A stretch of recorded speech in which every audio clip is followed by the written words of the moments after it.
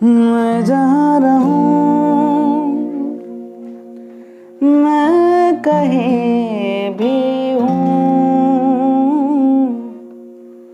तेरी याद साथ है। किसी से कहूँ या मैं ना कहूँ, तेरी याद साथ है।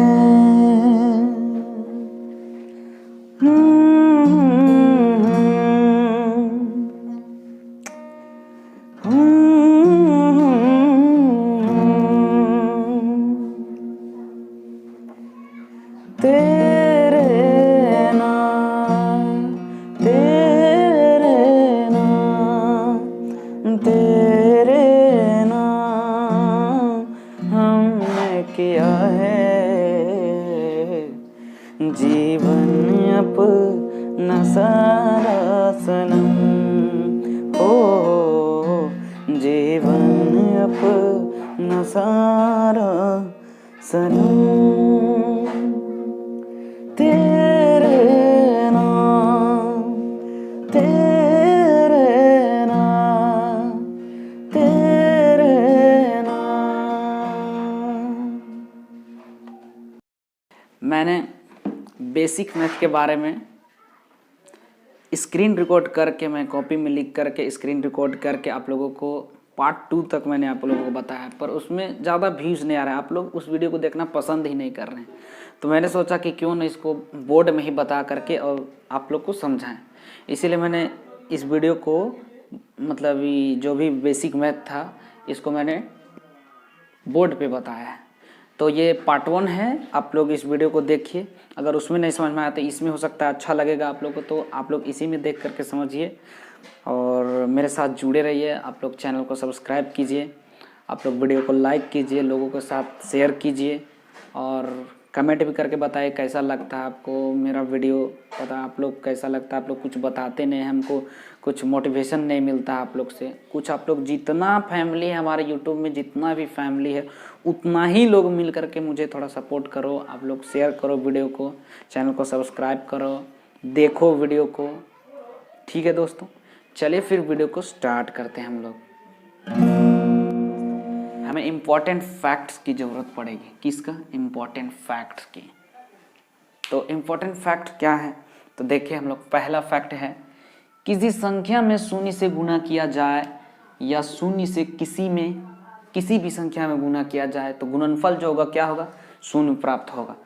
कहने का मतलब है, आप देखिए कोई भी संख्या ले लीजिए, मान लीजिए ए से अगर 0 में हम लोग गुना करेंगे तो भी 0 आएगा, या 0 से ए में गुना करेंगे तो भी 0 आएगा। देखिए इसके एग्जाम्पल हम दिए हैं। 4 से मान लीजिए 0 में गुना करेंगे तो 0 आ जाएगा, अगर 0 को 4 से गुना करेंगे तो भी 0 आएगा।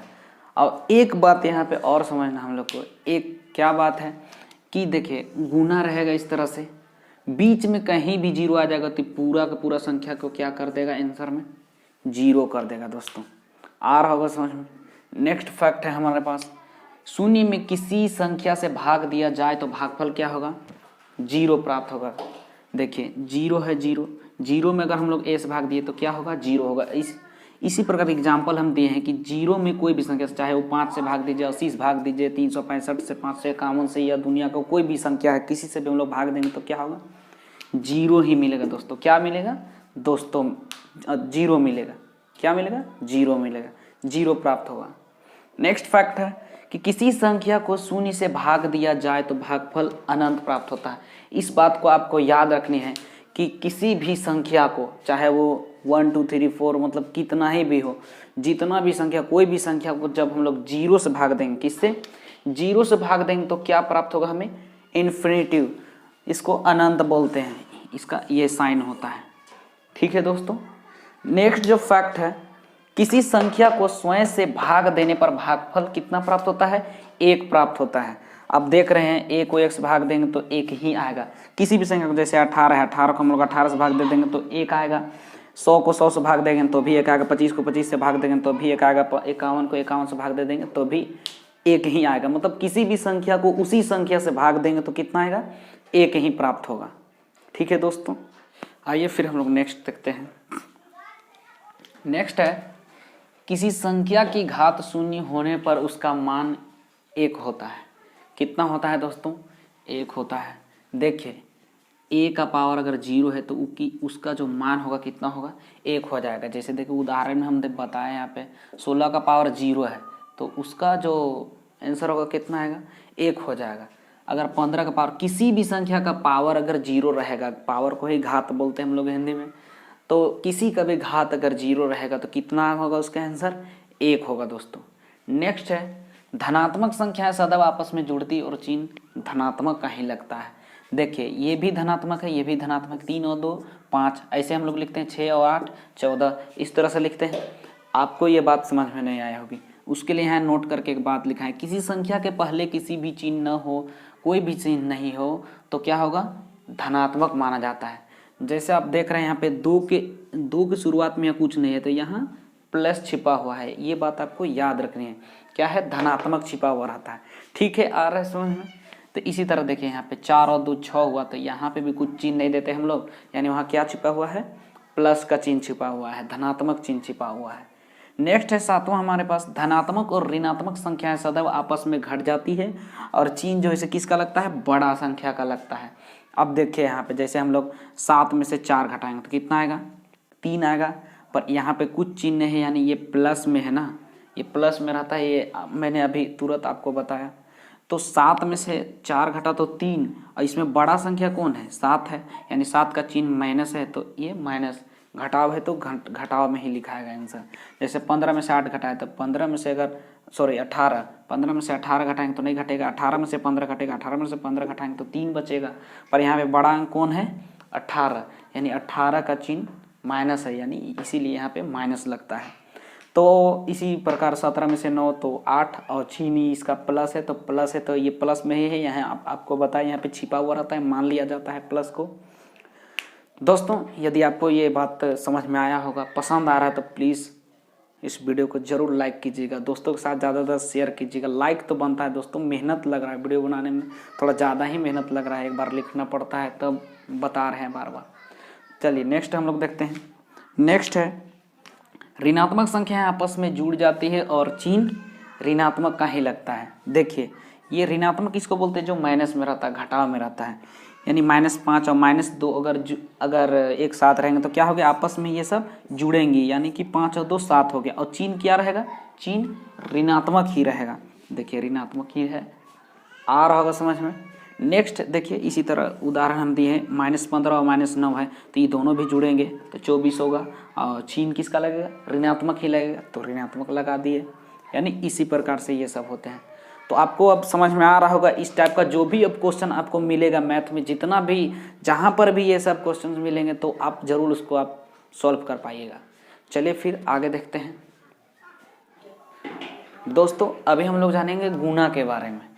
तो देखिए गुणा में क्या है, यदि प्लस और प्लस संख्याएं अगर गुणा होंगी तो क्या होगी? प्लस में आंसर आएगा। जैसे देखिए प्लस में 4 है, प्लस में 3 है तो 4 तिया 12 हुआ, ये क्या में? प्लस में हुआ। इसी टाइप से प्लस और माइनस का जब गुना होगा तो क्या आएगा आंसर? माइनस में आएगा। देखिए ये प्लस में है, ये माइनस में है, यानी प्लस और माइनस वाला गुना होगा तो यानी कि माइनस में आंसर आएगा। -12 हुआ यहाँ पे। माइनस और प्लस भी अगर गुना करेंगे तो क्या होंगे? माइनस, यानी कि माइनस में 4 है, प्लस में 3 है, देखिए यहाँ पे -12 आया। यानी माइनस और प्लस जब भी गुना होगा तो उसका जो आंसर आएगा कैसा आएगा? ऋणात्मक ही आएगा, माइनस में ही आएगा। नेक्स्ट है माइनस माइनस का जब गुना करते हैं तो क्या होता है? वो प्लस में आंसर आता है। ये देखिए माइनस में 4 है, माइनस में 3 है तो 4 तिया 12 हुआ, पर क्या में? प्लस में। ठीक है, आ रहा है ना समझ में? नेक्स्ट है, एक बात यहाँ पे याद रखना है, आप उतना नहीं भी देखिएगा, अगर माइनस को अगर आप गिनिएगा, सम और विषम के बारे में आप जानते हैं, यदि माइनस का जो गुना हो वो सम बार रहे, कितना बार? सम बार रहेगा तो आंसर क्या में आएगा? प्लस में आएगा। और यदि माइनस का जो संख्या है वो कितना? विषम बार रहेगा, कितना? विषम बार, कितना? विषम बार रहेगा तो उसका आंसर क्या में आएगा? माइनस में आएगा। देखिए एग्जाम्पल में आप समझ सकते हैं, जैसे यहाँ पे देखिए ये जितना भी संख्या गुना हो, मान लीजिए 144 आ गया है, इसमें हम माइनस की संख्या गिनेंगे, एक तो यहाँ माइनस, एक यहाँ माइनस, एक यहाँ माइनस, यानी टोटल 3, 3 माइनस है, 3 क्या है तो विषम संख्या है, यानी विषम संख्या, तो इसका जो आंसर आएगा विषम बार आएगा। जब भी देखिए यहाँ पे विषम बार आएगा तो आंसर क्या में आएगा माइनस में, यानी माइनस में 144। ये देखिए यहाँ पे देखिए 1 2 3 4 माइनस है, यानी ये 4 कईवां संख्या है। तो कैसा संख्या है, सम संख्या है विषम संख्या है, सम संख्या है। सम संख्या है तो इसका जो आंसर आएगा वो क्या में आएगा, ये देखिए प्लस में आएगा। इससे मिल समझ में आ रहा है। नेक्स्ट बात क्या आपको याद रखनी है, भाग के बारे में। भाग के बारे में जान लेते हैं हम लोग। भाग में क्या है, यदि अंश और हर के चिन्ह, अंश किसको बोलते हैं दोस्तों, ऊपर वाले को मान लो 5/4 लिखा हूँ, ऊपर वाले को अंश और नीचे वाले को हर बोला जाता है दोस्तों। देखिए यदि अंश और हर के चिन्ह समान है, कैसा समान रहेगा तो धनात्मक मान प्राप्त होगा, समान रहने पे धनात्मक। जैसे यहाँ पे देखिए ऊपर प्लस है नीचे भी प्लस है, यानी कि इसका जो मान होगा क्या होगा धनात्मक आएगा। यहाँ देखिए ऊपर भी प्लस में 6 लिखिए, नीचे भी प्लस में, तो इसका जो आंसर आएगा 2 आएगा, यानी धनात्मक आएगा। और क्या है, चिन्ह समान रहने पर, देखिए और समान क्या है, ये देखिए यहाँ पे भी देखिए ऊपर भी माइनस है नीचे भी माइनस है, यानी कि यहाँ भी देखिए प्लस में आएगा, मतलब धनात्मक आएगा। यहाँ पे एग्जांपल से आप समझ सकते हैं, -6 है नीचे -3 है, तो इसको भाग देंगे तो कितना आएगा 2 आएगा, ये माइनस माइनस कट जाता है यानी प्लस में आएगा। यानी आप समझ पा रहे हैं कि समान चिन्ह जब रहेगा अंश और हर में तो उन लोग को जो भाग करेंगे तो जो आंसर आएगा वो क्या आएगा, भागफल जो आएगा वो प्लस में ही आएगा। ठीक है, नेक्स्ट यहाँ पे क्या है बात, और यदि अंश और हर के मान असमान है, कैसा असमान, एक प्लस तो एक माइनस या तो एक प्लस, इस तरह से रहेंगे तो उसका जो आंसर होगा वो क्या में आएगा, उसका जो मान आएगा ऋणात्मक मान आएगा दोस्तों। जैसे यहाँ पे देखिए ऊपर प्लस है नीचे माइनस है, ऊपर प्लस में 6 नीचे माइनस में है, तो वो ऋणात्मक आएगा यानी माइनस में आएगा आंसर। इसी टाइप से यहाँ पे देखिए आप ऊपर एक माइनस नीचे प्लस है, यानी ऊपर ऋणात्मक है नीचे धनात्मक है, ऊपर ऋणात्मक और नीचे धनात्मक, तो असमान है, यानी कि इसका भी जो आंसर आएगा वो क्या आएगा माइनस में आएगा, माइनस में 2 छूट गया था माइनस। ठीक है, आपको एक बात और भी याद रखनी है, बहुत से लोग कंफ्यूज कर जाते हैं कि देखिए कहीं पे -a/b लिखा रहता है या कहीं पे a/-b लिखा हुआ रहता है, या बीच में माइनस लिख के और ऊपर a/b लिखल रहेगा, यानी इस टाइप से देखिए -6/3 या 6/-3 या माइनस यहाँ बीच में और इस तरह से रहेगा, तो आपको वहाँ टेंशन नहीं लेना है, ये भी वही चीज़ है, ये भी वही चीज़ है, ये भी वही चीज़ है। आप बीच में लिखिएगा, वो भी यानी बीच में ही लिखा हुआ वो सबके लिए है, ठीक ना, ताकि इससे जो आंसर आएगा देखिए -2 ही आएगा सबसे। 3 से -6 में भाग देंगे तो भी -2 आएगा, -3 से 6 में भाग देंगे तो भी -2 ही आएगा, और 3 से 6 में भाग देंगे वो भी माइनस में करके तो भी आंसर कितना आएगा -2 ही आएगा। तो आपको यहाँ पे कन्फ्यूजन करने का कोई ज़रूरत नहीं है दोस्तों। मैं वीडियो को बस इतना ही बनाता हूँ, क्योंकि लंबा जब वीडियो हो जाता है तो आप लोग देखना पसंद नहीं करते हैं। सो इस वीडियो को इतना ही रहने देते हैं, और पार्ट 2 को मैं जल्द ही लेकर के आऊँगा।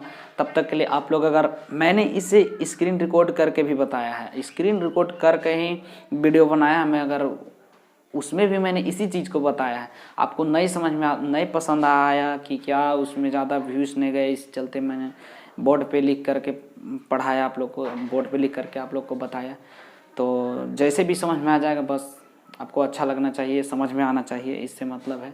चैनल को सब्सक्राइब कर दीजिएगा, लाइक कर दीजिएगा, वीडियो को दोस्तों के साथ शेयर कीजिए ताकि वो भी ये बेसिक मैथ्स के बारे में जान सके। ठीक है दोस्तों।